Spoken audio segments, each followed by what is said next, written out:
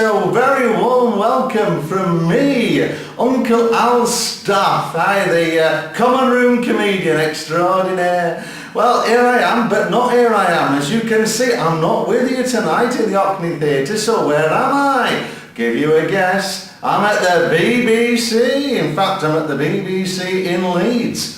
And you might ask, what are you doing there? Well, it's a long story, see, but I was going to be part of the show tonight, but they said, well, you know, really, we've got lots of new talent coming up, especially in terms of comedians and stand-up comedians in particular. There's a lot of humour, and perhaps this time now you ought to really be considering standing back. Well, loves, you know, it was difficult at first because I do see myself as perhaps a bit of an all-time comedian, but a good comedian. You know, I can knock out a joke. You know, like there's a man walks into a bar and he's going like this, and the barman says, you know, do you mind me asking, what's the matter with you? He said, oh, it's all right, it's just the way I tell the time.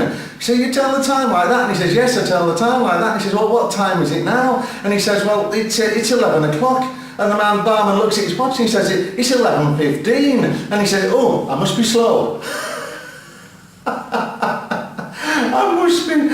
must be slow. Anyway, they said, well, to be honest, this time you've got to really be looking at doing warm-up. And I thought, well, you know, and then the phone went and I got this offer from the BBC to be part of their Children in Need presentation this evening. I thought, well, you know, loves, I can't really pass up such an opportunity. So they said, well, will you do a bit of warm-up? You know, like all great comedy shows have the warm-up. You know, it's a really important job. It gets people in the mood and gets them moving. So I thought, all right, then I'll do it. So that's why I'm here at the BBC in Leeds, and you're over there in Bradford. And I tell you tonight, you are going to have an absolutely great time. An absolutely great time. Before we go on, I've been asked to pass on a couple of notices about housekeeping, they call it, you know, like what to do in case of emergency. So if you hear the alarm raised, what you've got to do is scream as loud as you can, run about, tread over any little kids you can see and make for the nearest exit. No, all right then, no.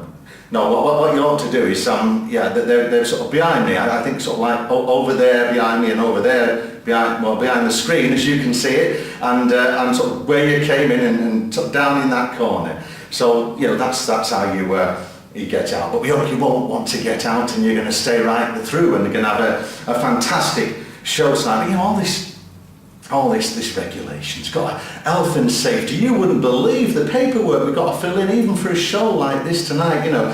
I mean, bureaucracy gone mad these days. You can't even go to the toilet without filling in a risk assessment form. I mean, it's getting absolutely crazy.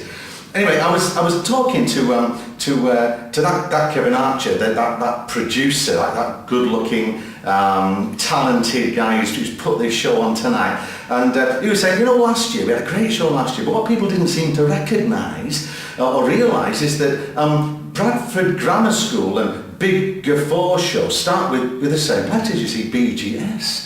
And what I'm trying to do here, he said, is to construct a paradigm for institutional school satire. You know, if you ask me, I think he's just taking the piss. Please yourselves, you know. You have to keep up, you have to be a lot faster to keep up with the show tonight and all the comedy that we've got for you. Anyway, here I am having a great time meeting all the BBC celebrities. You know, Harry Gratian is one of them. Harry Gratian's a great lad. In fact, he met him early and he wanted to spend time to send his good wishes to us. So perhaps just have a look at this.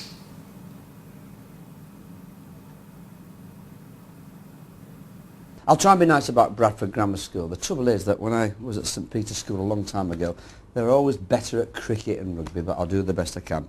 You know, I'm absolutely delighted to endorse a fabulous grammar school, and especially the Bradford Grammar School Big Guffaw. You know, last year I'm told that sales of the DVD raised £2,000 for children in need, so I'm absolutely delighted to say, go on, do it again. We're right behind you here at the BBC.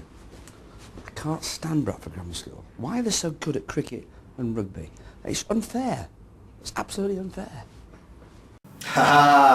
Well, thank you for that, Harry. He's a class act, is Harry Gratian, you know. I used to teach at the school, Redillion School in Leeds, you know, where he was a teacher. Lovely fella, and all he said about Bradford Grammar School is just a joke, just a joke. Anyway, that's enough for me. I'm having the old wind-up message in the ear, so you've got a great show tonight. Let me pass back to the studio in the Hockney Theatre and leave you to enjoy the show this evening. Welcome our compares, have a great time, I'll catch up loves with you later.